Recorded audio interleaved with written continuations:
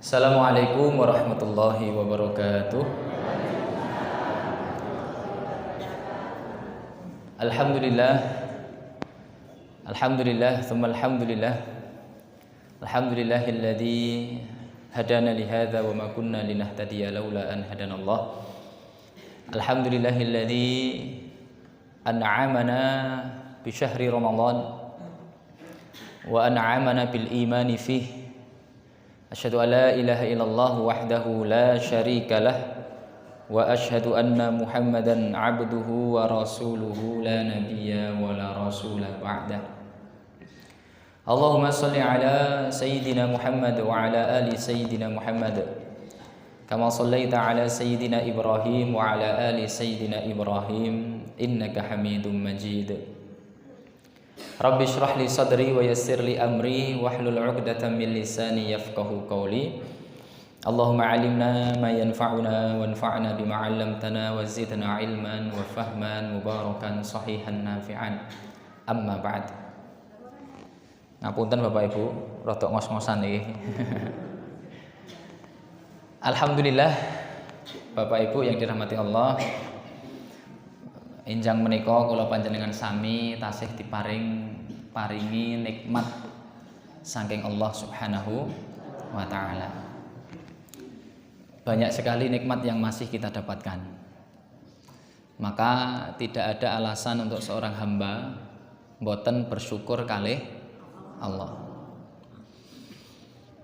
Ulama menyampaikan nikmat manusia berdasarkan bentuknya itu tidak keluar dari 4. Ingkang sepindah adalah nikmat benda mati.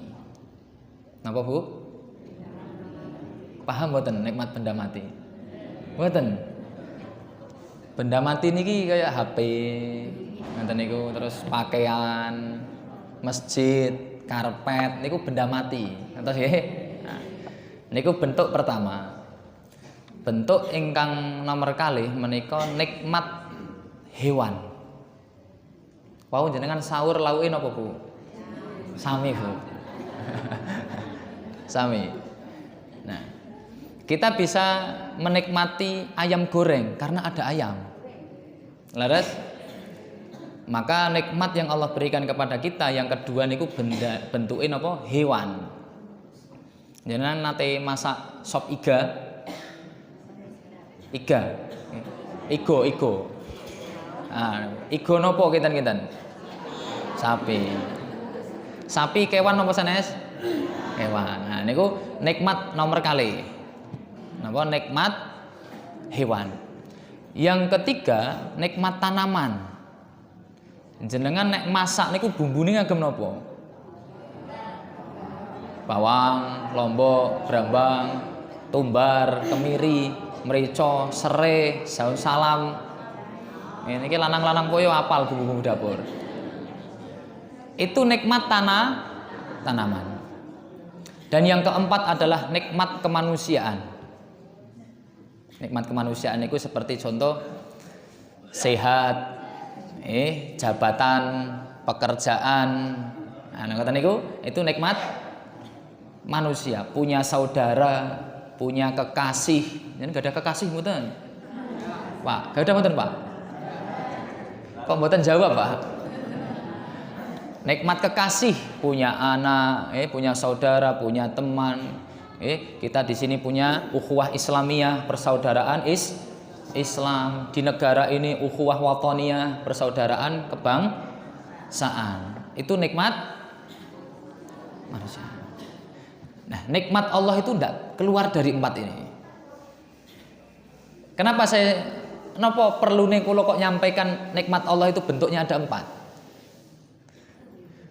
Gunanya adalah Allah itu salah satu nama ya yang beliau miliki adalah Ar-Rahman Ar-Rahim.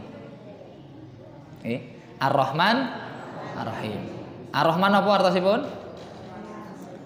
Maha Ar-Rahman pengasih dan pengasih. Wes pokoknya Ar-Rahman Ar-Rahim menika diambil dari satu kata yang sama, yaitu rahmah. Ar-Rahman Ar-Rahim diambil dari kata rahmah. Rahmah niku napa? Wonten sing namine rahmah ngapunten? Wonten? Nek mboten Rahman. Nah, ngeten. Mboten wonten ya mboten napa-napa, tenang mawon. Rahmah. Rahmah niku napa? Rahmah itu kalau kita buka kamus, buka buku-buku itu tidak keluar dari kata-kata al-ihsanul wasi'. Nah, Bu? Al-ihsanul wasi' birrifq. Ya, jadi kebaikan yang sangat luas yang diakibatkan karena mesake. Mesake. Jadi sifat mesak, punya perasaan mesake. Niku rahmah. Artinya Allah niku Ar-Rahman Ar-Rahim, berarti kebaikan Allah kepada kita itu luas karena Allah niku mesake karo dhewe. Nek mboten mesake, remuk kita sudah. Terus mboten? Tang mriki sinten sing mboten nate nglampahi maksiat, angkat tangan umroh hadiah. Lho kula wantun ngasih hadiah umroh karena saya yakin ndak ada. Artinya Allah itu baik sekali dengan kita. Allah itu kasihan sama kita. Allah itu sayang sama kita. Apa kaitannya dengan nikmat tadi? Karena kasih sayang Allah dan melas Allah, Allah tidak mungkin mencabut 4 nikmat tadi secara langsung bersamaan. Saya jamin. Tidak mungkin Allah cabut 4 bentuk kenikmatan tadi secara langsung. Ada orang dicabut nikmat benda matinya. Omahe ilang gara-gara utang bank, wonten? Wonten. Nggih, motore ilang. Jenengan nate kelangan motor mboten? Kula nate, Bu. Saestu. Mboten teng pundi-pundi, teng pondok, kula teng pondok, diamanahi pondok saya menjadi pengasuh pondok. Padahal ya pun digembok napa jenenge? Pagere, ya jek ilang. Ketika saya kehilangan motor, kira-kira nikmat mana yang hilang? Benda mati. Tapi saya bisa pastikan ketika motor saya hilang, saya masih bisa ngelus dada, alhamdulillah bojoku ora ilang. Lah gitu. Mungkin motor saya hilang, tapi anak saya masih ada. Anak saya hilang, saya masih punya rumah, saya masih punya saudara. Artinya Bapak Ibu yang dirahmati Allah, saking luasnya kebaikan Allah kepada kita, Allah tidak mungkin mencabut 4-4-nya secara langsung. Orang sakit niku penak napa mboten? Mboten. Sakit itu adalah salah satu sumber kebahagiaan. Kok sakit? Sehat ngapunten. Sehat itu adalah salah satu sumber. Maka kalau orang sakit, ya itu otomatis terganggu sedikit. Ya, sakit. Ketika orang sakit, nikmat mana yang hilang? Kemanusiaan. Tapi kalau jenengan sakit, jenengan dibawa kemana, Bu? Rumah sakit. Rumah sakit itu nikmat apa? Benda mati. Jenengan diantar ke rumah sakit pakai apa? Semoga ndak jenengan nggih orang itu ya. Nek jenengan koyone kok ndongake kula. Ada orang sakit diantar ke rumah sakit naik apa? Mobil. Mobil nikmat apa? Benda mati. Artinya kita itu ndak bisa menghindar sedetik pun dari nikmat Allah. Artinya ibu-ibu, sak abot-abotin jenengan urip, sak jengkel-jengkel kene bojone jenengan. Niku. Nggih. Itu nikmat Allah masih melimpah di dalam diri kita. Apa yang harus kita lakukan? Tidak ada jalan lain kecuali bersyukur. Maka bersyukur itu adalah sesuatu yang wajar yang harus kita, dan kita itu utang syukur sama Allah. Timot-timot Pak. Kita itu utang syukur. Kenapa? Karena kaidahnya kalau kita dikasih sesuatu maka kita kalau kita mendapatkan nikmat kita Nah, ketika kita bersyukur dengan nikmat Allah, contohnya ngeten, kula angsal HP. Alhamdulillah. Maka saya bersyukur, ya Allah, terima kasih Engkau memberikan HP. Berarti saya bersyukur minimal dengan lisan dulu lah. Ya. Ketika saya bisa mensyukuri HP ini, nikmat bukan? Kita bisa mensyukuri nikmat itu nikmat bukan? Iki hati-hati nih rodok nganu memang. Napa jenenge? Rodok teliti. Jenengan ampun nganurin, ampun pesimis rin. Angel ini, mboten angel, gampang wis pokoke. Kita bisa mensyukuri nikmat Allah itu sesuatu nikmat. Karena tidak semua orang bisa bersyukur kepada nikmat Allah. Paham nggih? Nah, kula saged berjumpa dengan panjenengan itu sebuah kenikmatan. Maka saya bersyukur karena sudah bertemu sama panjenengan. Lah, ketika saya bisa bersyukur bertemu dengan jenengan, itu juga kenikmatan.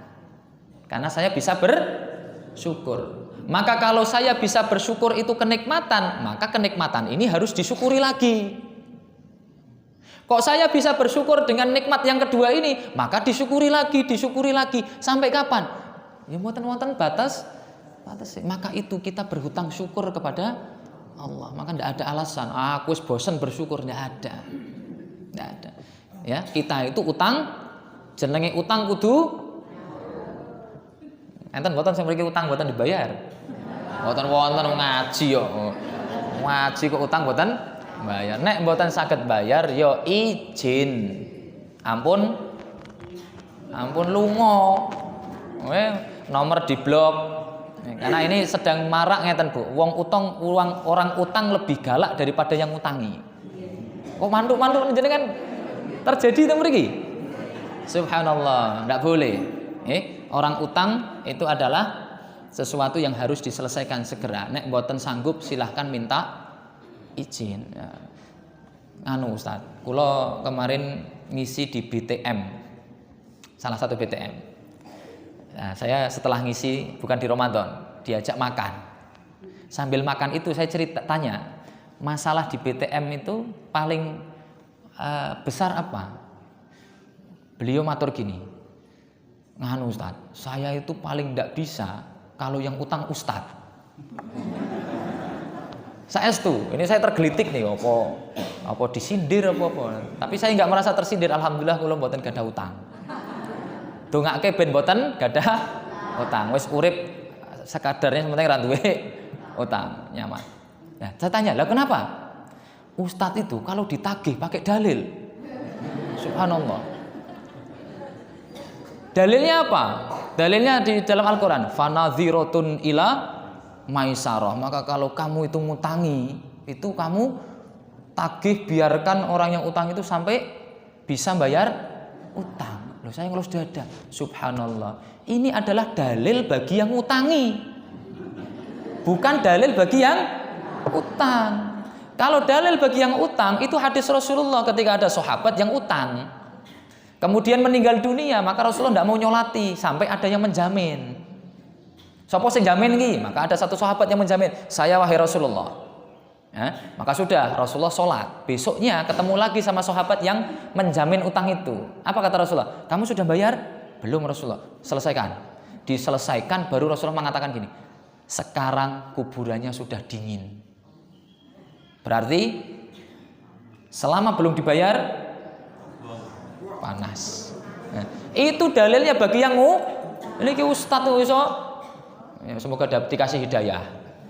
Ya, artinya ya kadang ilmu niku ya mencelakakan, Pak. Ono mawon jenengan nek debat kali ustadz ya kadang ya kerepotan karena punya dalil, tapi dalilnya tidak diletakkan pada ini, tidak semuanya. Niku kasus teng BMT teng mriko mboten wonten insyaallah. Nggih. Mboten wonten.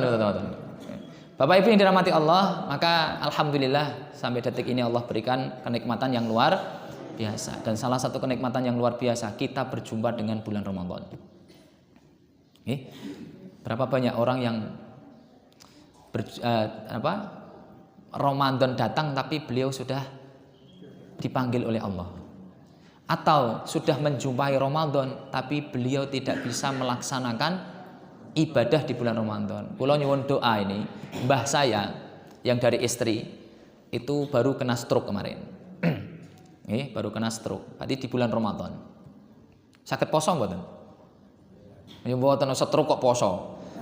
Ada di tarjih niku enten pertanyaan ngeten. Apa hukum orang diinfus puasa? Nah, maka dikatakan sadurunge dijawab pertanyaan kebalik. Lah diinfus ngopo poso? Paham nggih? Lah wis diinfus itu berarti kan sudah lemah, ngapain puasa? Nek wis diinfus ora usah puasa. Lah itu jawabannya. Enggak usah dijawab hukumnya apa. Ya. Kalau sudah ndak sanggup maka ndak, tapi diganti di hari yang lain memang kalau mampu. Kalau tidak mampu maka membayar fidyah. Nah, Bapak Ibu yang dirahmati Allah, maka kita berjumpa dengan bulan Ramadan ini sesuatu yang keistimewaan luar biasa. Dengan bulan Ramadan, 1 bulan ini bisa menjadikan kita hamba-hamba Allah yang masuk surga tanpa hisab. Dengan pengen mlebet surga dihisab napa mboten? Pengen, Bu? Mboten pengen. Pengennya langsung mabet swarga. Semoga kita semuanya bisa masuk surga tanpa hisab. Pripun carane? Ya, Allah yang ngatur nanti. Ya, Allah yang mengatur. Nah, maka dari itu Bapak Ibu, mumpung kita masih di hari yang ke-11 ke-12. Benar leres sih? 11 kali 12. Nah, jangan sing 11 napa 12? Nah, macam-macam ya. Pokoknya ana sing 11, ana sing 12. Mboten usah terlalu masalah. Tapi saya pesan yakin, saya sampaikan tadi di masjid juga. Yang 11 Ramadan sekarang harus yakin dengan 11 Ramadannya. Yang 12 Ramadan harus yakin dengan 12 Ramadannya. Jangan ragu-ragu. Karena ibadah tidak boleh dibangun dari keraguan-raguan.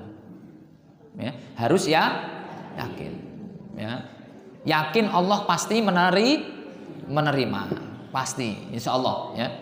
Maka dari itu tidak terasa kita sudah ke hari yang 11 atau 12. Ramadan berlalu begitu cepat Bapak Ibu. Tidak terasa sebentar lagi kita akan mengumandangkan takbir. Nek mboten percaya jenengan. Ya Allah, baru kemarin kita debat awal Ramadan. Ini sudah 12 11 Ramadan. Pun mboten debat melih niki. Nanti debatnya Pak Bodo baru debat melih mangke. Ya. Apa yang ingin saya sampaikan di waktu yang singkat ini Bapak Ibu? Yang namanya sebuah pekerjaan itu pasti ada kekurangan. Maka di mana-mana butuh evaluasi, leres? Termasuk di keluarga, mendidik anak, nyekolahke anak, jadi guru, jadi murid, apa melih? Jadi pengusaha, itu harus ada evaluasi. Evaluasi ini apa? Ngoreksi. Yang buruk yang mana, yang sudah baik yang mana. Kalau yang kurang itu ditambahi, diperbaiki, yang sudah baik dipertahankan. Ya, maka 11 Ramadan dan sisa 11 12 Ramadan, sisa sekitar 18 lagi atau 17 lagi, itu jangan sampai tidak ada evaluasi atas apa Ramadan yang sudah lalu. Jangan-jangan kita jumpai Ramadan tapi kita tidak mendapatkan kemuliaan Ramadan karena kita tidak mengevaluasi. Saya mau tanya, kira-kira Ramadan kita kemarin 11-12 apakah sudah sesuai dengan Ramadan yang diinginkan Allah? Loh, kok jawab belum Bu? Sedih belum Bu? Insya Allah Ustaz, siap. Itu senang gitu. Tapi alhamdulillah belum, itu berarti ada evaluasi. Karena kalau orang tidak ngevaluasi, dia tidak akan tahu kekurangannya. Orang yang tidak tahu akan kekurangannya, dia tidak akan memperbaiki dirinya. Wong kok ora ngerasa salah. Kinten-kinten njaluk ngapura mboten. Bojo debat, suami istri debat. Ini enggak ngerasa salah, ini enggak ngerasa salah. Pripun Bu? Masalah. Maka harus sadar kesalahan, dan kita manusia tempatnya salah. Nah, ciri-ciri orang yang sadar salah niku mau dinasehati.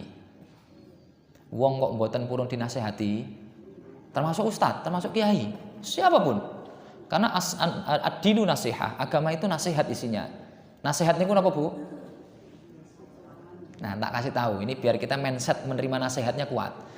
Nasihat itu artinya iradatul khair, keinginan untuk kebaikan. Niku nasihat.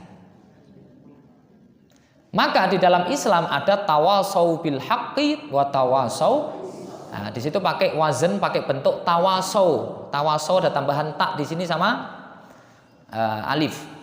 Maka artinya adalah saling menasehati. Saling menasehati itu artinya siap menasehati dan siap dinasehati.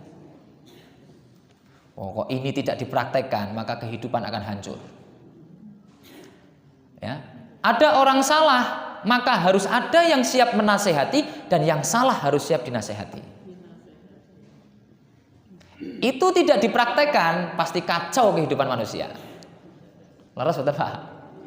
Oh, suami istri kok podo-podo wegah gelem dinasehati dan menasehati, hancur keluarga. Istrinya salah, suami tidak mau menasehati, itu juga salah. Suami salah, istri tidak mau menasehati, itu juga salah. Maka kalau ada kesalahan, maka tugas kita untuk menasehati. Yang salah harus siap dinasehati. Kalau ternyata keluarga, ini contoh keluarga saja, kok ada yang salah di keluarga itu, kok tidak dinasehati, maka bisa jadi kesalahannya akan bisa merembet ke satu keluarga. Kalau keluarga isinya kesalahan, kemaksiatan, bagaimana Allah akan memberikan keberkahan kepada keluarga kita? Paham Bapak Ibu? Ini? Maka siap untuk menasehati dan siap untuk dinasehati. Bapak-bapak saat ini kulo nasehati Pak, kulo sing nasehati jenengan sing dinasehati. Tapi jenengan pulang ke rumah harus siap menasehati. Ibu-ibu di rumah jenengan siap dinasehati suami.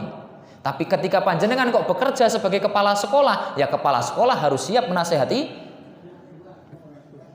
guru, anak buah, guru artinya bawahnya. Itu udah kehidupan yang sunatullah, harus siap menasehati dan harus siap dinasehati. Ya, kulo sakniki nasehati jenengan, kulo teng omah dinasehati bojo lho Bapak Ibu. Saestu.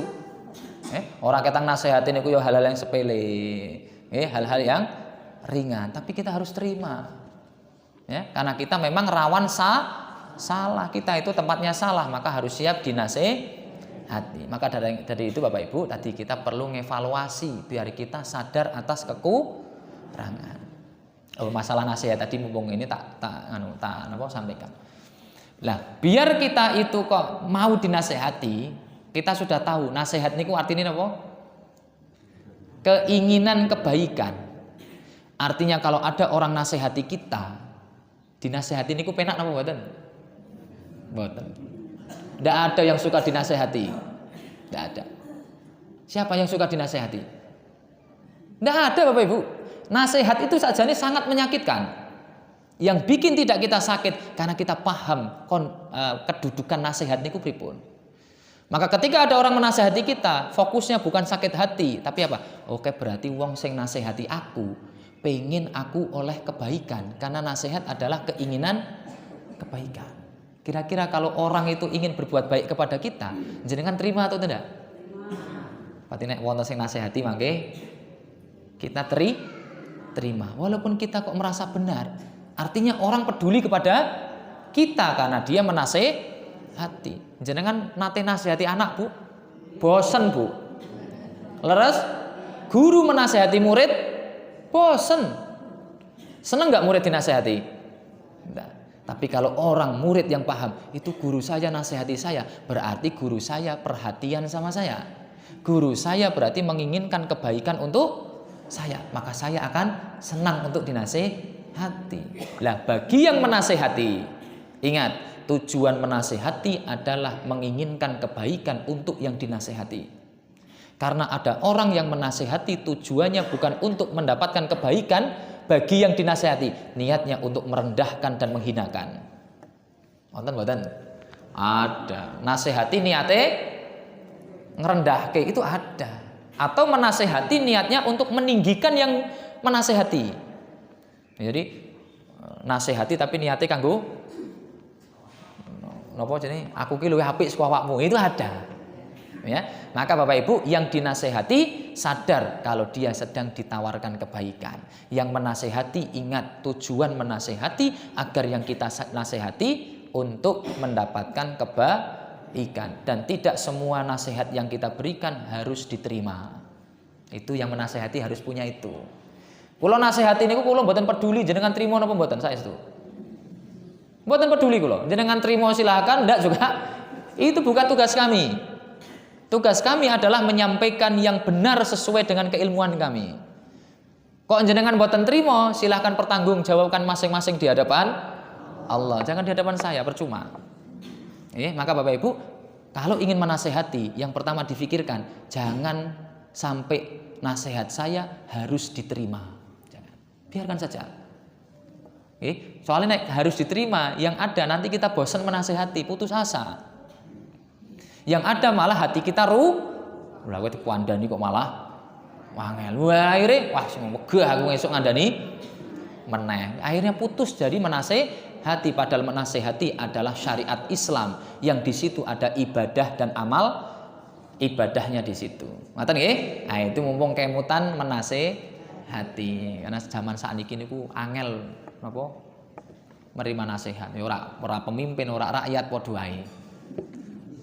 Ora pemimpin, ora rakyat. Padha wae. Kula kan rakyat. Sama. Maka dari itu Bapak Ibu yang dirahmati Allah, perlu kita evaluasi. Melihat yang kurang itu apa, yang sekiranya sudah perlu dipertahankan atau masih dipertahankan, tasik dijogo niku nopo. Tapi ngeten terkadang orang mau ngevaluasi niku kadang bingung sing dievaluasi ki apa. Carane pripun? Ngoten nggih? Ya, pripun nek jenengan pengen ngevaluasi Ramadan pripun Bu carane Bu? Iki tak kasih tips karena kemarin saya sudah janji di Susukan ingin menyampaikan cara untuk mengevaluasi Ramadan kita. Ketika kita ingin mengevaluasi Ramadan kita, ngecek Ramadan kita itu apakah sudah benar, sudah bagus atau enggak, bisa menggunakan beberapa pendekatan. Bisa menggunakan beberapa cara. Salah satu caranya, ini saya sampaikan dua kalau cukup, nek mboten setunggal. Cara yang pertama adalah dengan cara melihat keutamaan Ramadan. Kenapa Bu?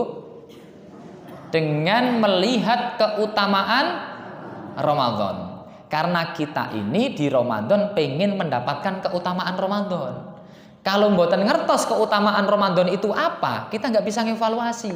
Saya sudah dapat keutamaan itu atau belum sih? Ngoten lho Pak. Paham mboten niki? Nah, maka keutamaan Ramadan khususnya puasa sajalah. Niku napa kinten-kinten? Keutamaan puasa. Kemuliaan atau keistimewaan puasa. Niku napa Bu? Nah, agar lebih mudah kita bisa merujuk kepada ulama. Jenengan bisa buka juga di kitab Maqasidus Shaum karya Al-Imam Izzuddin bin Abdissalam. Ya, beliau mengucapkan gini. Keutamaan puasa ada 7. Timot-timot ini ada berapa? 7. Sing sepindah adalah raf'ud darajat, mengangkat derajat. Tiyang ingkang poso niku derajate dinaikkan. Maksudnya pripun? Maksudnya ada beberapa makna. Makna yang pertama diangkat derajatnya adalah diangkat derajat surganya kelak. Pengen mlebet surga mboten niki? Tenan. Kok mboten jawab niku wingking niku Bu?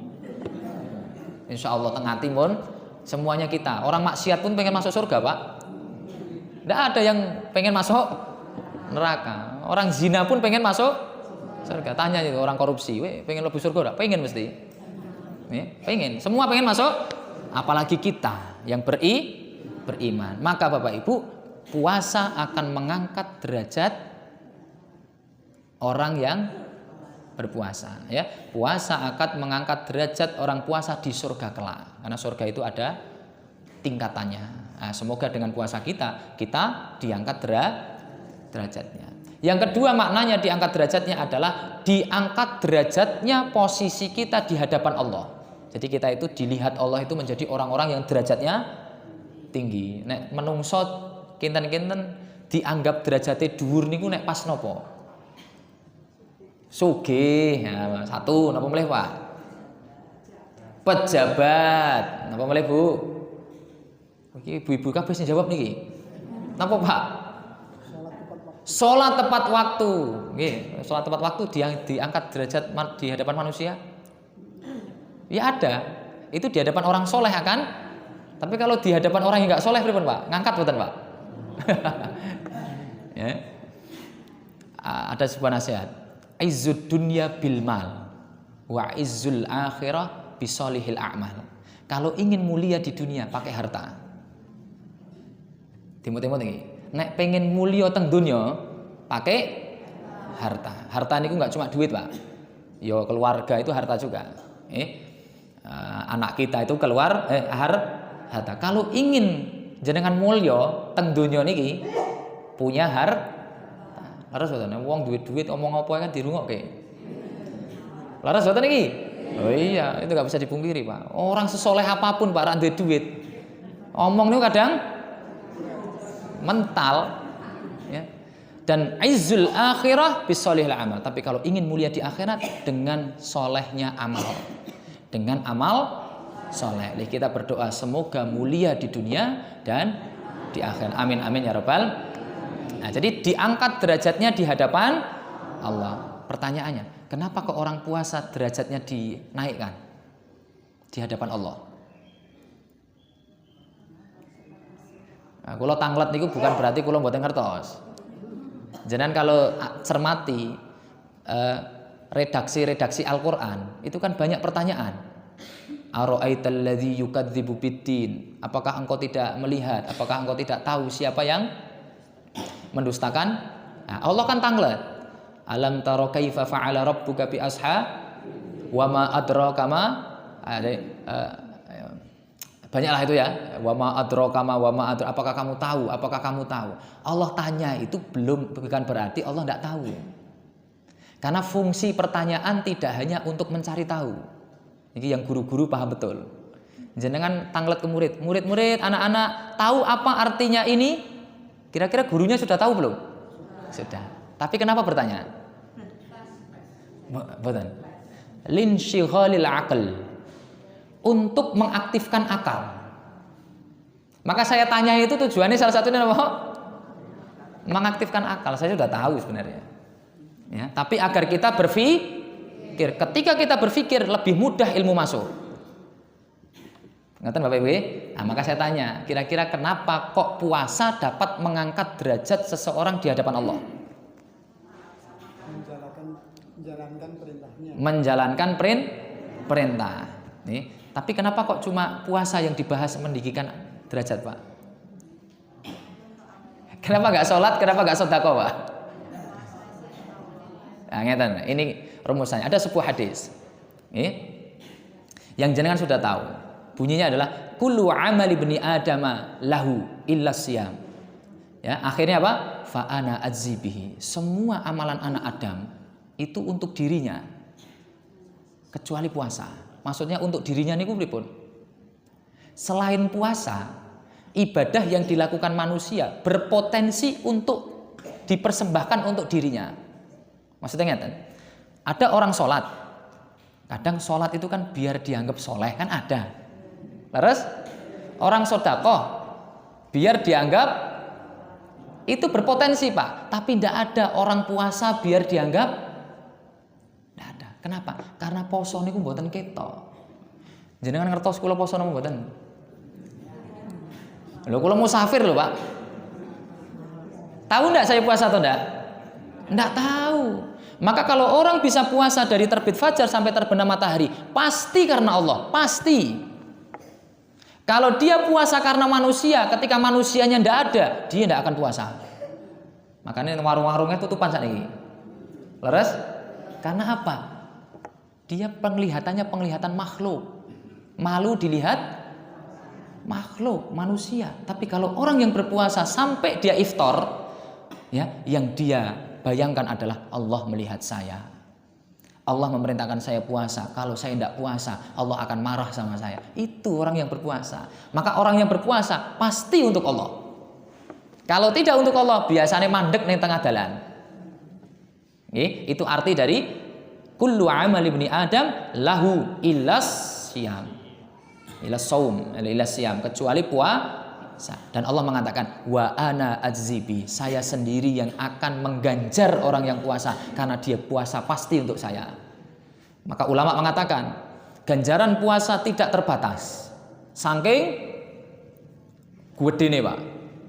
Nah, maka kalau orang kok berpuasa terus-menerus, maka ganjarannya otomatis banyak. Ketika ganjaran orang, pahala orang itu banyak, nambah terus, maka dia akan menjadi orang yang akan naik derajatnya di hadapan Allah karena pahalanya banyak. Paham nggih kaitannya antara diangkat derajat dengan puasa? Karena puasa pahalanya tidak terhingga, dan orang yang berpuasa maka pahalanya banyak. Semakin banyak dia berpuasa maka pahalanya semakin tinggi. Kalau dia tinggi pahalanya, maka di hadapan Allah dia ketok. Oh kae sing dhuwur kae. Lah nek pendek kan mboten ketok. Walaupun ya bukan berarti Allah tidak tahu, mboten. Artinya kan ini analoginya saja. Kalau orang kok di tempat tinggi, jenengan mirsani kula mboten? Kenapa? Karena lungguhe dhuwur. Tapi nek sing ngandhap niku ya mboten ketok kula kadang. Karena orang bisa naik derajatnya karena pahalanya banyak, naik. Nek naik kan ketok kae dhuwur kae. Paham nggih? Maka puasa dapat mengangkat, pengen mboten jenengan? Jenengan pengen diangkat derajatnya di hadapan Allah atau manusia? Lebih milih mana? Tenan? Nah, alhamdulillah. Tapi harus dibuktikan.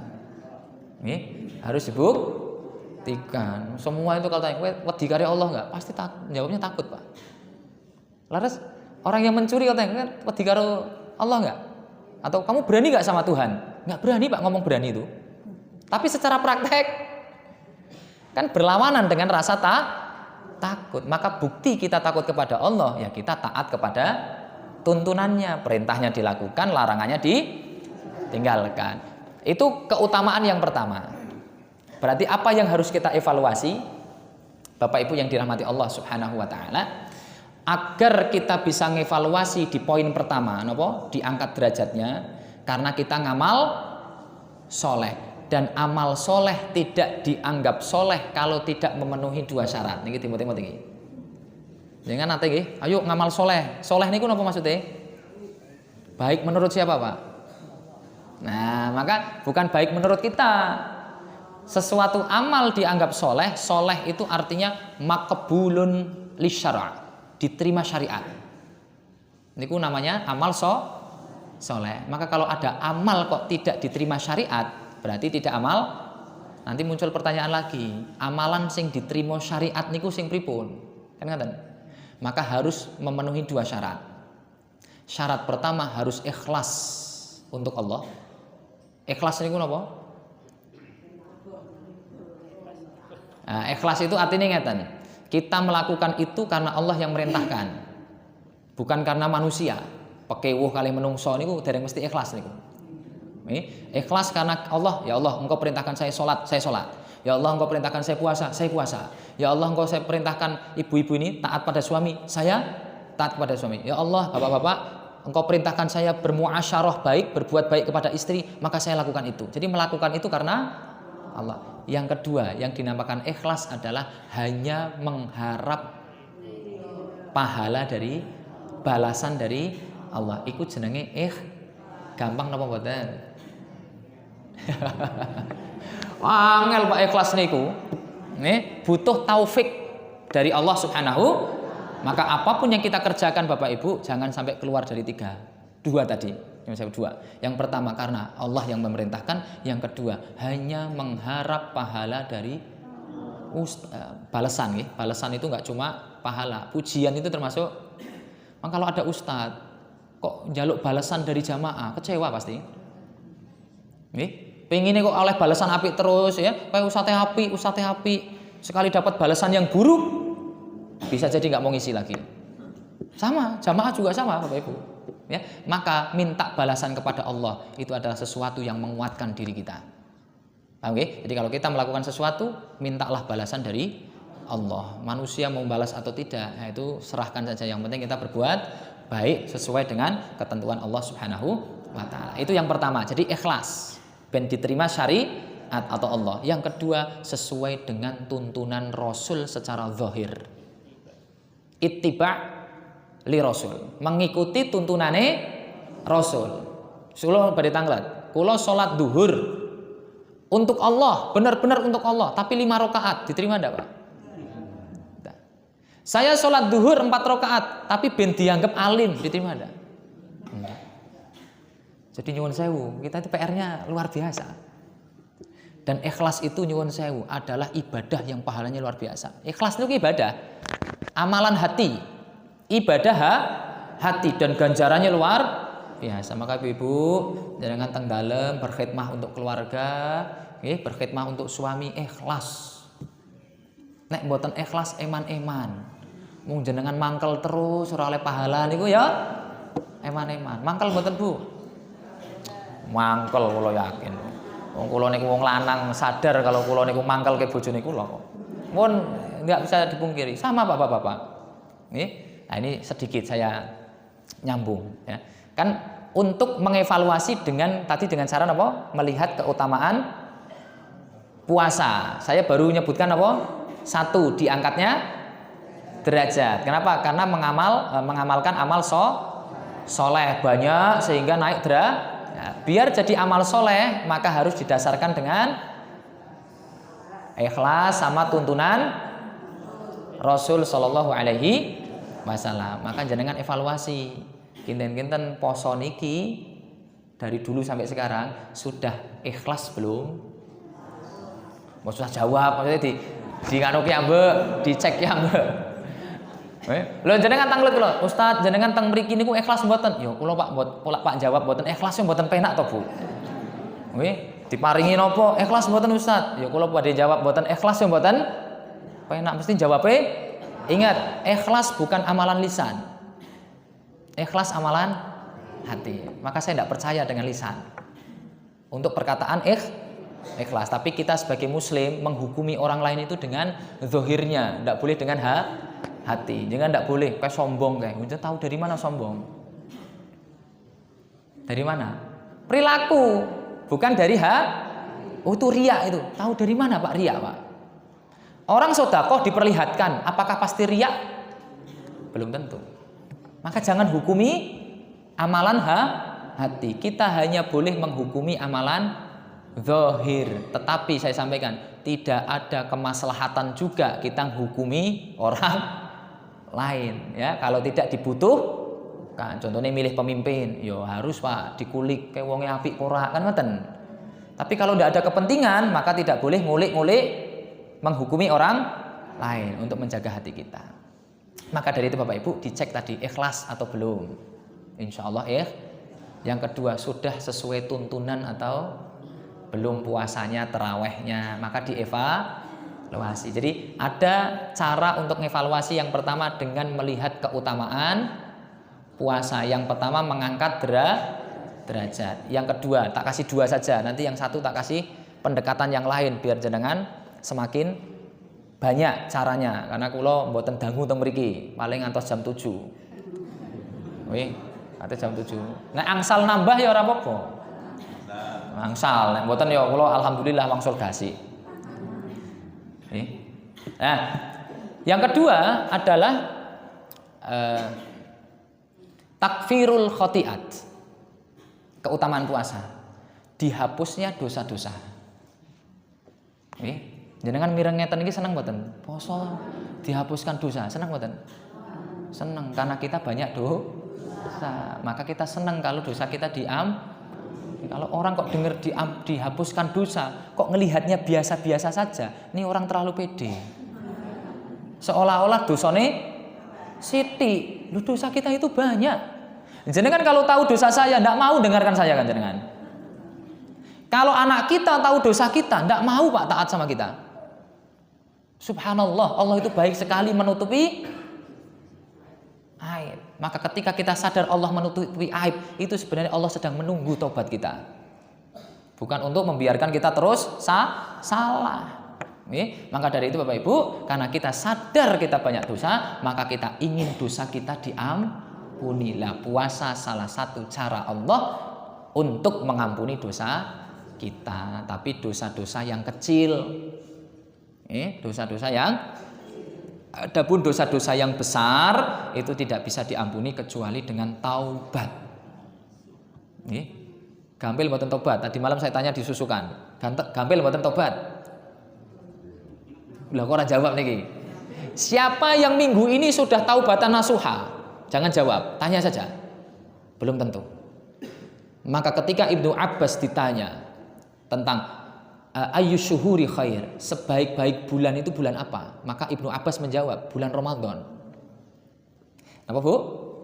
Sebaik-baik bulan Ramadan. Maka ada sahabat yang mendengar itu tanya kepada Abi Thalib, wahai Abu Thalib, Ali bin Abi Thalib, wahai Ali bin Abi Thalib, saya mendengar Ibnu Abbas menjawab sebaik-baik bulan adalah Ramadan. Apa kata Ali bin Abi Thalib? Idza sa'altal fuqaha min masyriqiha ila maghribiha fa'ajabu kama ajaba Ibnu Abbas. Andai saja kamu tanya pertanyaan yang sama kepada ulama dan para ahli fikih dari timur sampai barat tentang pertanyaan yang sama, bulan yang paling mulia bulan apa? Pasti ulama dan ahli fikih menjawab bulan Ramadan. Artinya tidak ada perbedaan. Jadi disepakati bulan Ramadan adalah sebaik-baik bulan. Tapi Ali bin Abi Thalib dengan kecerdasannya, beliau menjawab gini, ghairu anni aqul, tapi saya akan menambahi, berkata tambahan atas apa yang dijawab oleh Ibnu Abbas. Apa jawabannya? Khairus syuhuri antatuba ilallahi taubatan nasuha. Sebaik-baik bulan adalah ketika bulan itu kita bisa bertaubat kepada Allah dengan taubat yang nasuha. Bayangkan Pak, ini kecerdasan Ali bin Abi Thalib. Saya mikir, kenapa? Ternyata saya nanya, aku bulan ini wis taubatan nasuha burung. Ternyata belum tentu. Paham ya? Taubat itu sesuatu yang gampang tapi susah untuk dikerjakan. Karena terkadang kita tidak sadar kita salah, atau kita sadar kita salah tapi Allah atau kita belum terpanggil untuk merintih kesalahan kita agar diampuni oleh Allah Subhanahu wa ta'ala. Kalah dengan hawa nafsu, kalah dengan dunia, lalai dan lain sebagainya. Maka Ali bin Abi Thalib ngasih standar sebulan tobat pisan mawon wis alhamdulillah Pak. Banyak kan orang bertahun-tahun tidak mau taubat dengan maksiat yang sama, dosa besar apalagi. Maka dari itu Bapak Ibu, walaupun dosa-dosa kita diampuni dengan puasa, tapi kita masih punya PR. Dosa besar kita harus kita taubati dengan taubat yang nasuh. Ya Allah, mohon maaf saya dulu pernah berbuat ini. Ya Allah, dulu saya pernah mencelakai orang lain. Ya Allah, ya Allah, ya Allah, tobatkan semua.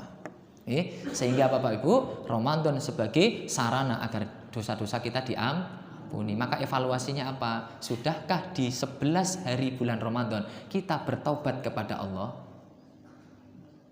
Nek belum, segera. Itu evaluasinya. Ada 5 lagi. Nek tak rampungke mboten nyanda. Saya kasih cara yang kedua. Nek cara yang pertama apa? Melihat keutamaan puasa. Yang pertama mengangkat derajat karena amalnya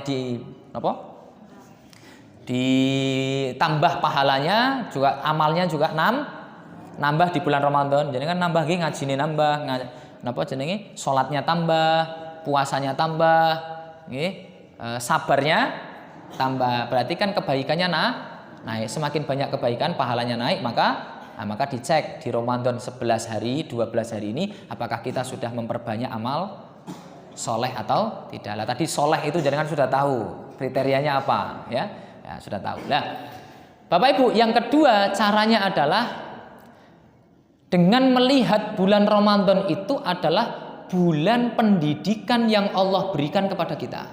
Jadi di bulan Ramadan itu Allah sedang memberikan pendidikan.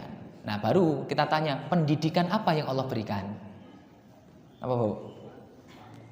Nah maka saya sampaikan, ada paling tidak 3-4 pendidikan.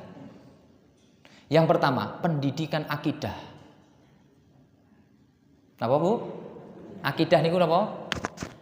Kepercayaan, keimanan kepada Allah. Maka di bulan Ramadan kita dididik kepercayaan, keyakinannya kepada Allah. Dengan cara apa? Berpuasa. Kok bisa? Lah tadi orang berpuasa itu kalau tidak karena dilihat Allah, dia tidak puasa. Maka di bulan Ramadan Allah mendidik keyakinan kita apa? Seolah-olah Allah senantiasa mengawasi kita. Jadi kita dididik untuk memiliki perasaan dan keyakinan bagaimanapun gerak-gerik kita. Ingat, Allah tahu. Dan kita seolah-olah melihat Allah. Bayangkan kalau jenengan menghadirkan kondisi, ya Allah saya dilihat Allah. Kita macam-macam orang. Orang maling, mencuri, kok kasar banget nggih, ngapunten iki. Para maling ngapunten nggih. Ndak ada di sini ya pokoknya mereka. Orang mencuri, ketika mencuri ingat Allah ndak? Sing dikelingan kan menungso. Laras wedi konangan, padahal Allah kan jelas sekali kelihatan dia bobol kotak infak. Wonten nate mboten Pak mriki Pak? Mboten nggih. Oh, teng kula lagi semarak banyak kotak infak yang kenapa? Karena dia tidak merasa diawasi Allah. Kenapa tidak merasa diawasi Allah? Karena tidak memiliki keimanan. Maka di bulan Ramadan kita dididik untuk memiliki perasaan senantiasa diawasi. Orang yang senantiasa merasa diawasi Allah akan beres hidupnya. Tidak berani dia korupsi. Tidak berani ibu-ibu bantah suami. Bapak-bapak tidak berani untuk berkata keras kepada istri. Kenapa? Allah melihat, malu. Jadi luwe isin kalian menungso pakai Allah. Wah, ragu-ragu jawab ini. Allah seharusnya, tapi nyatanya yo kadang dewe luwe isin kalian menung. Nah, karena kita menungso, maka isinnya kalian menungso lebih dekat karena menungso kelihatan. Allah tidak ujian bagi kita. Itu yang pertama, tarbiyatul akidah, pendidikan akidah. Maka harapannya Bapak Ibu dengan puasa ini kita menjadi hamba-hamba Allah yang senantiasa merasa diawasi Allah. Manusia tidak ada di melihat kita, tapi ingat Allah melihat kita. Malu, izin, ketika kita sedang maksiat sudah dilihat Allah, Allah matikan ketika kita sedang bermaksiat. Na'udzubillah min dzalik. Itu yang pertama. Insya Allah. Yang kedua, tarbiyatul ibadah, pendidikan ibadah. Maka dicek nanti. Yang pertama tadi nopo kira-kira keyakinan kita sudah bagus atau belum kepada Allah. Sebagai contoh, bapak-bapak wonten boten sing sudah mendapatkan keluhan dari istri, ngeten, Pak, iki bodoh piye Pak yo? Koyone ra duwe duit iki Pak. Misale Pak. Angsal boten Pak? Boten nggih. Tapi ada Bu yang seperti itu. Baru Ramadan pertama kedua sudah khawatir dengan Idul Fitri. La haula wala quwata illa billah. Ini mana keyakinannya bahwasanya Allah Ar-Razzaq. Allah yang memberi. Loh, kok khawatir itu? Jangan khawatir. Kok ternyata sampai Ramadan kita tidak punya uang untuk beli napa jenenge? Opor. Ora usah gawe opor. No? Lah niku. Kok kita ternyata sampai Idul Fitri tidak punya dana untuk beli pakaian baru? Kan di lemari sudah banyak pakaian. Artinya tidak usah khawatir. Allah pasti menjamin rezeki kita. Jenengan khawatir enggak dengan rezeki anak-anak panjenengan? Tidak usah khawatir. Nah, usah khawatir. Wong nyatanya jenengan masih bisa hidup sampai sekarang. Iya, artinya Bapak Ibu, masalah rezeki Allah itu sudah tanggung jawab. Karena sifat Tuhan adalah menciptakan, mengatur apa yang diciptakan. Yang terakhir adalah memberi rizki apa yang diciptakan. Tidak mungkin Allah menelantarkan hambanya. Yang perlu dikhawatirkan anak kita setelah ditinggal meninggal bukan pekerjaannya, sholat apa enggak, doakan kita apa enggak. Itu loh Bu, itu belum tentu kalau itu. Kalau masalah rezeki sudah pas, jenengan nggak usah ajari anak untuk nyari duit. Nanti nyari duit sendiri Pak. Karena manusia butuh makan. Kalau butuh makan harus, tapi harus dipastikan anak saya nyari duit dengan duit yang halal. Itu yang penting.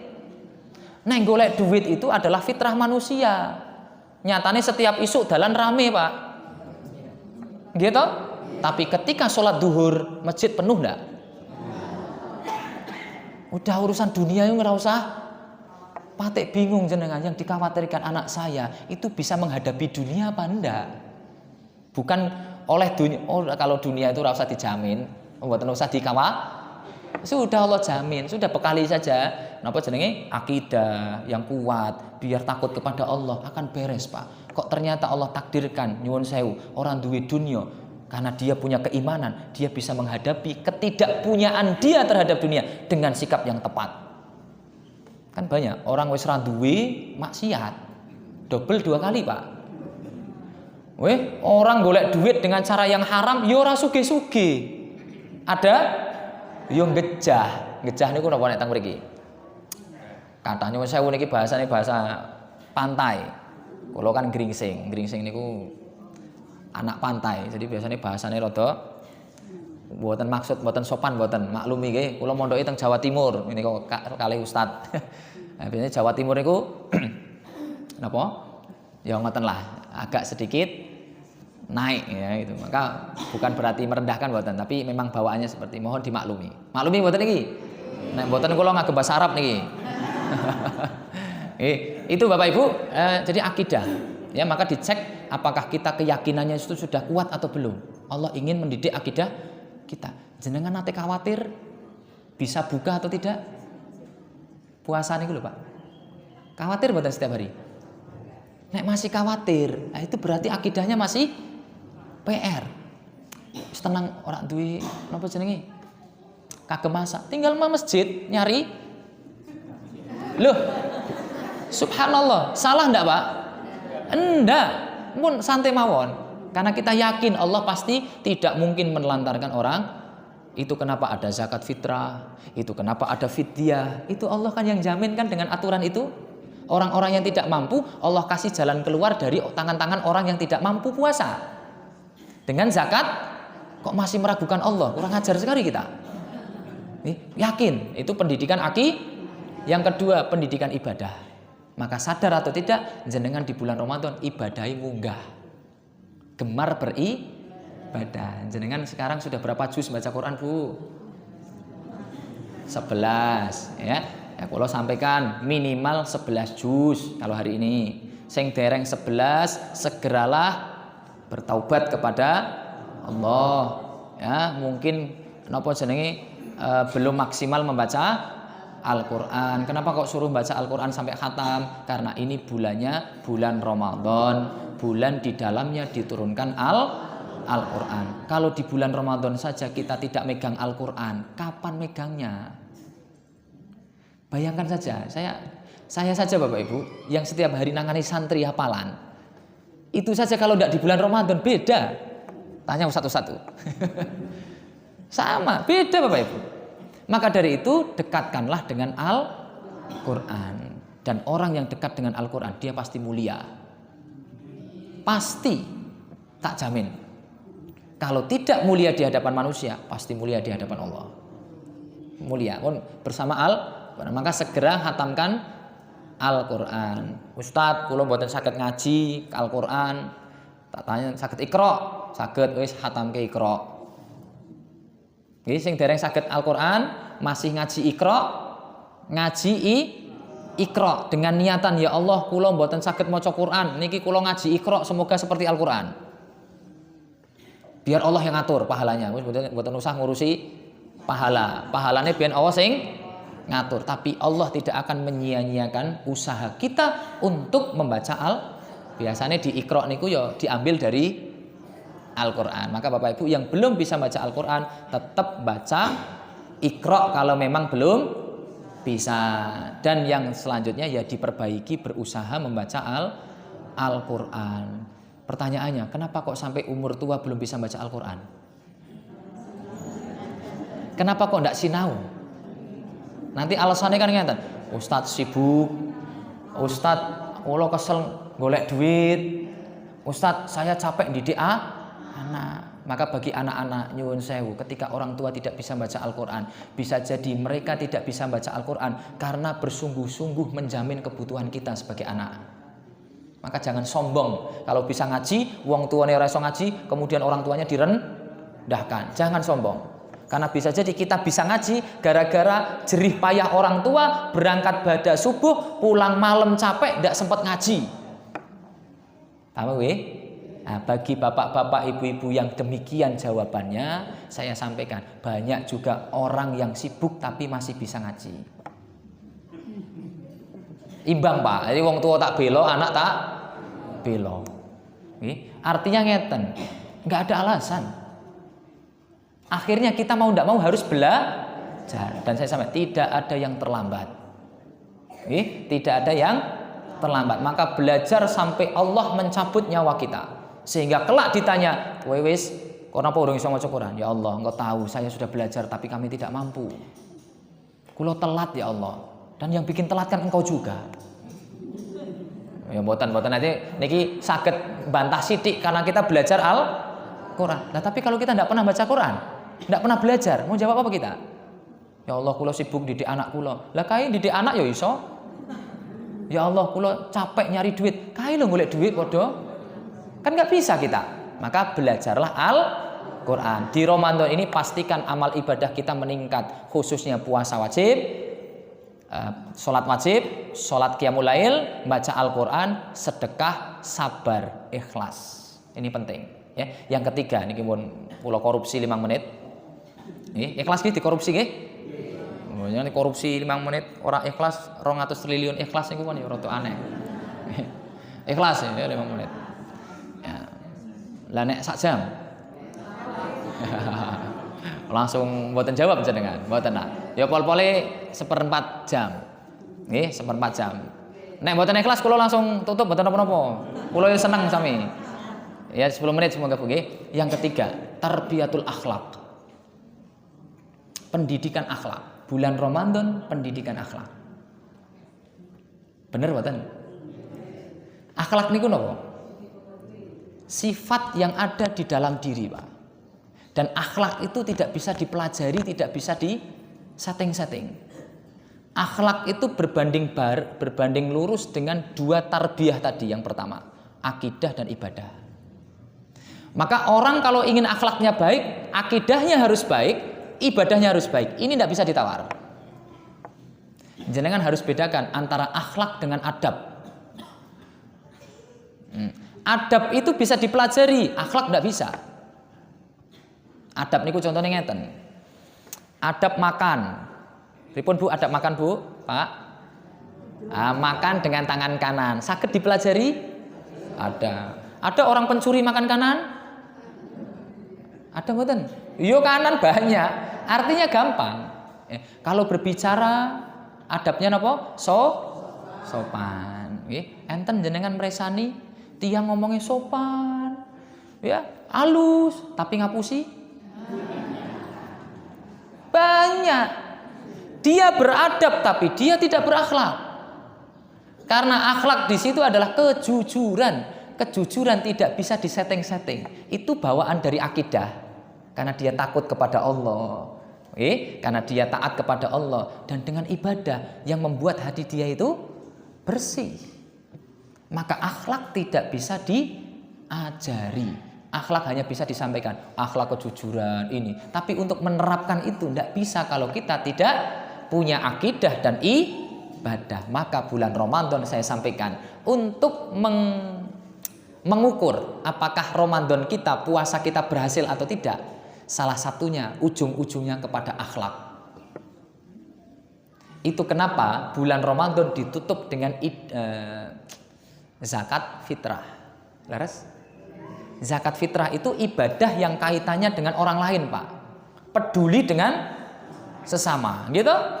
Nah, itu sebagai gambaran Allah mau melihat ini orang puasa ini kira-kira sudah menimbulkan akhlak yang baik atau enggak? Yaitu peduli dengan sesama yang membutuhkan. Maka Bapak Ibu dicek kalau akhlak kita kok Ramadan corat marit. Berarti ada yang enggak beres di akidahnya, ada yang enggak beres di ibadahnya. Setuju napa mboten? Mboten setuju ya mboten napa. Ini tak sampaikan mawon, silakan dicek. Itu sangat realistis. Realistis Bapak Ibu. Akhlak nih bukan adab. Orang itu bisa saja berbuat baik dengan orang lain, tapi di belakang dia menyakiti? Ada. Ya, maka kita jaga adabnya dan jaga akhlak. Nah, saya mau tanya. Orang yang paling berhak mendapatkan akhlak baik kita siapa? Nah, kalau kita lihat akhlak baik kepada sesama, itu siapa sesama ini Bapak Ibu? Orang yang paling dekat dengan kita. Jadi kalau kita berakhlak baik, seharusnya yang paling dapat akhlak baik itu adalah orang yang paling dekat dengan kita. Siapa itu? Istri, suami, anak, orang tua. Itu yang paling dekat. Jadi pastikan di bulan Ramadan ini kita berbuat baik kepada orang-orang itu. Ini nggak gampang loh Pak. Cerita sedikit. Nek cerita rodok dawa ya berarti ngumulur meneh 5 menit. Oke. Kula nyuwun sewu, yang ada kegiatan silahkan boleh izin. Artinya tidak usah izin, langsung keluar saja. Loh, saestu, karena daripada interupsi mending izin. Karena yang lain bisa jadi masih ingin mendengarkan. Dan bisa jadi materinya belum selesai, kalau saya putus bikin bingung. Paham nggih? Maka kalau ada kegiatan mau ke sawah, ada ke kantor atau apapun itu, mboten napa-napa, kula mboten tersinggung, silahkan langsung anu mawon. Napa? Izin. Ini saya sampaikan. Niki mboten guyon niki, kula mboten tersinggung mboten. Untuk menjaga hati kita sama-sama apa jenenge? Ikhlas. Nek wis ngono berarti ada kegiatan, nggih. Bukan berarti enggak mau dengarkan, tapi ada yang masih tetap di sini berarti ingin mendengarkan, kan ngoten. Nggih, saya tutup. Ada cerita kemarin. Di daerah kami, Batang, itu ada para pimpinan ormas, ya, yang pergi bareng 5 orang, Pak. Ini semuanya pimpinan tingkat daerah. Daerah ini berarti kabupaten, kan lumayan. Tingkat kabupaten. Kemudian 5 orang ini pergi ke suatu tempat sebelum puasa. Nah, di mobil itu ada satu orang atau pimpinan itu bertanya kepada yang lain, Pak, sampun dahar dereng? Jawabnya ngeten, Pak, mangan piye wong kok aku cek mangan dipaidu karo bojo terus kok. Ngoten niku jawabane. Iki mboten ngarang kula tenan iki. Lah aku mangan kok dilarui terus tak tinggal aku lunga. Ngoten niku, Pak. Lah dari situ ternyata semua yang 4 sisa akhirnya menceritakan istrinya semua, Pak. Gibah, ini nggak boleh ini sebenarnya. Tapi ini kita ngambil ibrohnya. Semuanya cerita tentang istri. Karena pimpinannya lanang, nek ibu-ibu mesti cerita bojone. Niki lanang soalnya. Apa yang diceritakan? Semua keluhan yang terdekat dari masing-masing istri. Nah, ternyata niki cerita ke kula soalnya minta pendapat. Nah, ternyata 5-5-nya itu keluhannya bermuara ujung-ujungnya kepada satu hal. Ini saya ibu-ibu niki. Satu, napa? Istri tidak mau dinasehati suami. Kula mboten ngertos teng mriki wonten napa mboten niki saestu kula sampaikan apa adanya. Saestu kula mboten niat untuk kula kan mboten kenal jenengan juga nggih. Keluhannya itu, pertama, napa? Istri gampang bantah suami. Jangan buatan usaha kan, Pak? Kegirangan rin, Pak.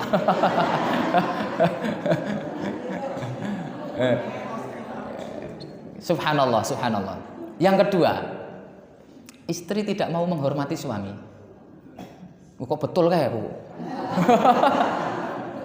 Subhanallah. Itu kenapa yang disuruh taat itu perempuan. Paham Bu? Syariat taat itu bukan suami taat kepada istri, kan mboten nonton. Syariatnya istri taat kepada. Kenapa? Ya karena itu Bu, di jenengan itu ada potensi ngeyel. Tapi suami punya potensi egois karena dia pemimpin. Maka syariatnya berbuat baik kepada istri karena pemimpin itu biasanya punya potensi zalim. Terus? Wah, buanter iki pimpinane zalim kabeh napa?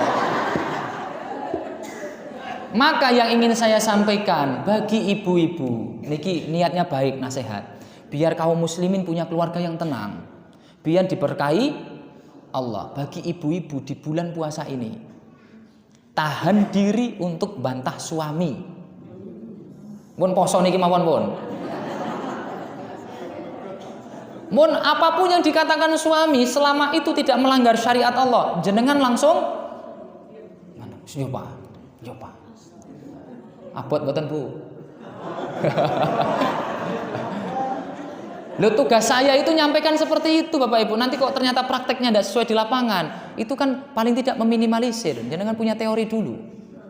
Karena nyuwun sewu, saya sampaikan kepada ibu-ibu, makhluk yang diperintahkan Allah untuk ditaati itu terbatas. Pertama, Rasulullah mutlak. Ini tidak ada tawar-menawar. Rasulullah ngomong AA, BB, nggak boleh AA, BB, nggak boleh nganu Pak. Karena yang keluar dari Rasulullah pasti baik. Yang kedua adalah pemimpin. Nah, pemimpin itu kan termasuk suami. Maka suami secara jelas disampaikan oleh Rasulullah. Kalau saja saya memerintahkan orang untuk sujud kepada orang, maka saya akan perintahkan istri suruh sujud kepada suami. Tapi nggak boleh, Bu. Kalau itu artinya andai saja saking pentingnya taat kepada suami. Ya, maka dari itu Bapak Ibu, suami itu kuncinya teng istri. Nah, istri beres, terang Pak pikirane bojone wong lanang iki. Setuju mboten jenengan, Pak? Sehebat-hebatnya Pak Prabowo, Pak Prabowo mboten gadah anu nggih, ganti. Sehebat-hebatnya Pak Jokowi, itu kalau sudah di rumah, kalau istri kok bermasalah, ngurus negara mesti masalah. Kan presidennya Pak Jokowi dulu, ya. Nabi Muhammad saja sekelas nabi dapat masalah nerima wahyu. Siapa yang dicari? Ya selimuti saya. Di luar orang yang terpercaya, orang yang berwibawa, di rumah kayak anak kecil. Jangan buat ngertos kalau kali istri kan? Ngertos jenengan. Kalau saat ini keren Pak. Kali bojo seperti anak saya. Karena yang dibutuhkan seorang suami adalah rahmahnya istri. Kasih sayang. Karena itu dimiliki istri. Laki-laki pakainya logika, Pak. Buatan perasaan. Leres buatan? Iya. Perempuan pakainya perasaan. Maka kalau ada perempuan kok tidak seneng dengan anak-anak, itu ciri-ciri kasih sayangnya error. Saya setuju kalau serius nih. Itu kenapa hakim itu sebagian ulama mengatakan tidak boleh dari perempuan. Bukan karena tidak bisa adil. Ndak, perempuan bisa adil. Leres? Iya, laki-laki juga bisa ndak adil. Tapi kenapa kok sebagian ulama mengatakan ndak boleh hakim itu perempuan? Karena jenenge hakim itu pasti harus memutuskan berdasarkan aturan.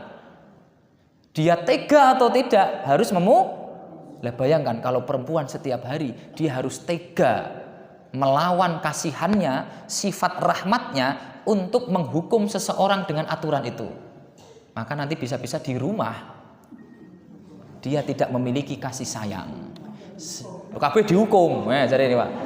Ya, sehingga apa? Sehingga suami di luar banyak masalah, di rumah butuh rahmah, butuh kasih sayang, sing ono mulih yo demo. Akhirnya apa? Keluarga tidak kondusif. Kalau suami istri tidak kondusif, anak tidak kondusif.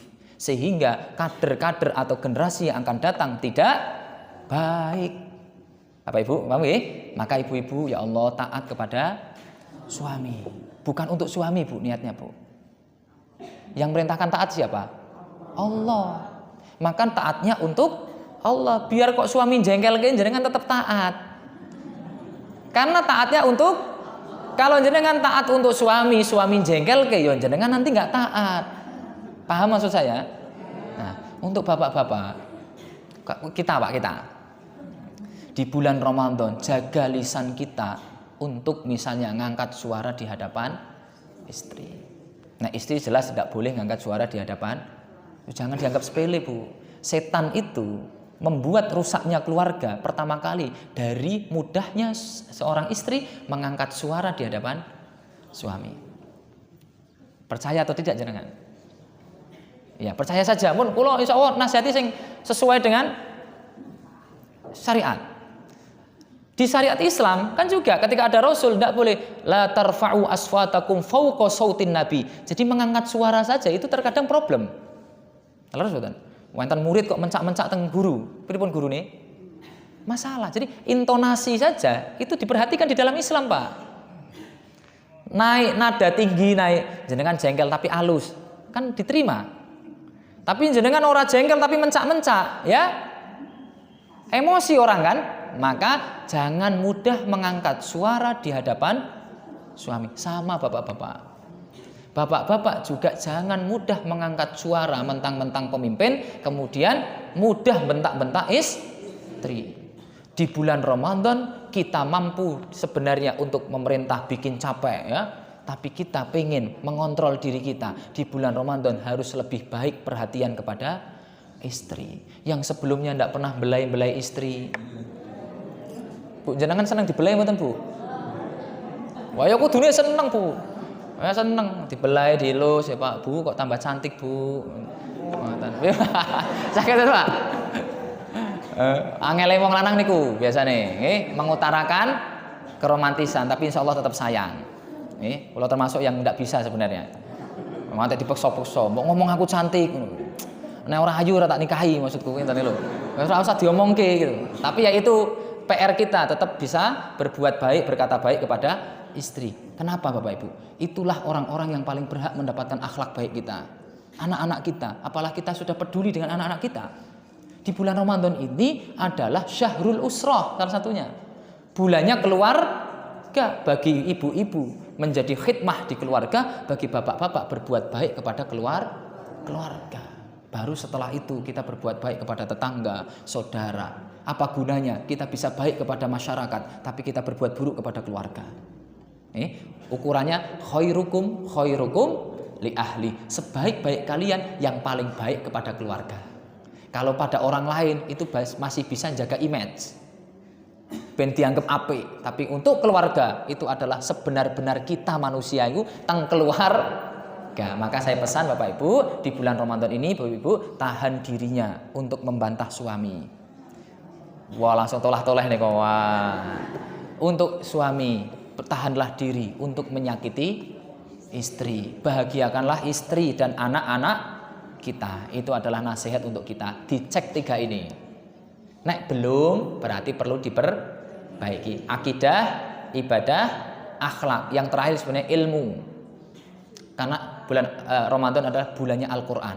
Dan Al-Quran itu adalah sebaik-baik sumber ilmu.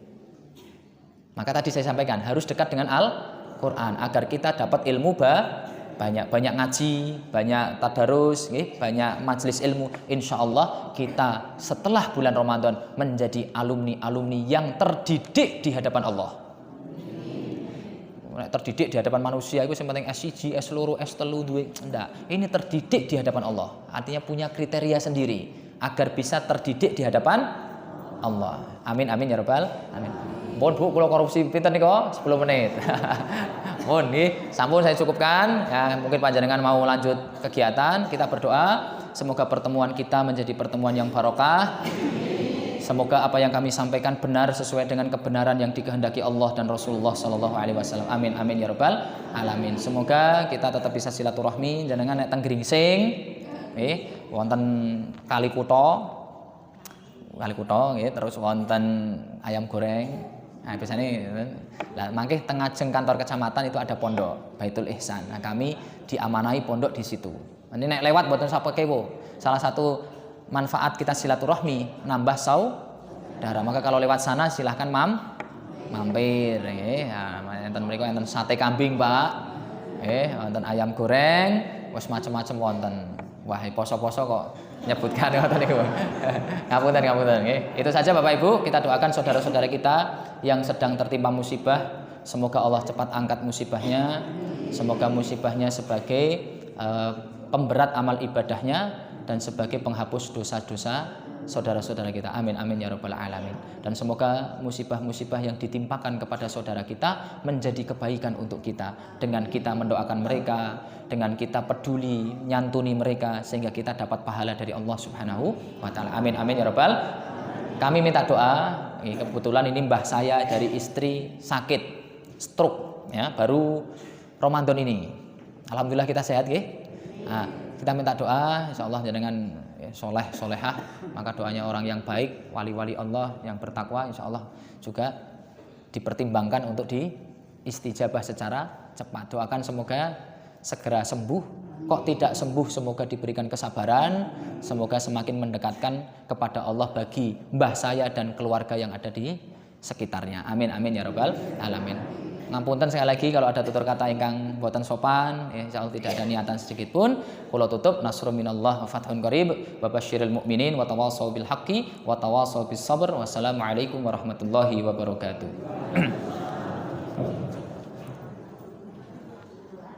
Doa. Kalau mau sanes doa nggih. Doa bil Arabiyah pakai Arab. Sebelum kita berdoa kami mengajak monggo kita berikrar, mengakui dosa-dosa kita, kekurangan-kekurangan kita kepada Allah ataupun kepada sesama. Karena apa gunanya kita mohon ampun kalau kita tidak sadar dosa. Maka monggo kita berikrar dengan mengucapkan istighfar. Astagfirullahaladzim. Astagfirullahaladzim. Astagfirullahaladzim. Bismillahirrahmanirrahim. Alhamdulillahirabbil alamin. Hamdan na'imin, hamdan syakirin, hamdan yuwafi ni'amahu wa yukafi'u mazidah. Ya Rabbana lakal hamdu kama yanbaghi li jalali wajhikal karim wa 'azimi sultanik.